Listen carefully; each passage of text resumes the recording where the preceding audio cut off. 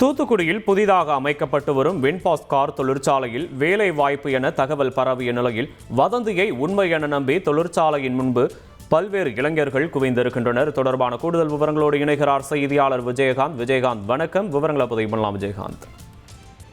வணக்கம் சார். அதாவது தூத்துக்குடி அருகே உள்ள சிப்காட் பகுதியில் சுமார் 408 ஏக்கர் பரப்பளவில் 16 கோடி செலவில் வின்பாஸ்ட் கார் நிறுவனம் தொழிற்சாலை கட்டப்பட்டு வருகிறது. இந்த கட்டுமான பணிகள் விரைவாக நடைபெற்று வரக்கூடிய சூழ்நிலையில் தற்போது அந்த தொழிற்சாலைக்கு ஆட்கள் தேவைப்படுவதாக பல்வேறு சமூக வலைதளங்கள் குறுந்தகவல்கள் அனுப்பப்பட்டிருந்தது. நிர்வாகம் தரப்பில் அனுப்பப்பட்டு வருவதாக அந்த குறுந்தகவல் தரப்பில் தெரிவிக்க, அதாவது அந்த முழு பதிவில் தெரியப்பட்டிருந்தது.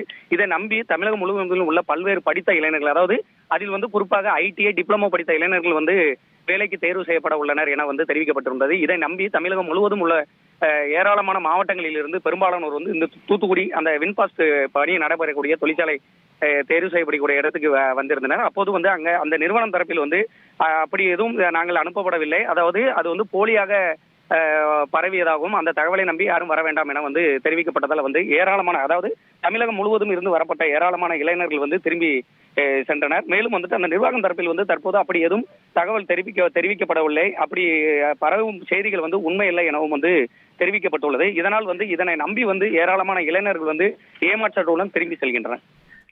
விவரங்களுக்கு நன்றி விஜயகாந்த்.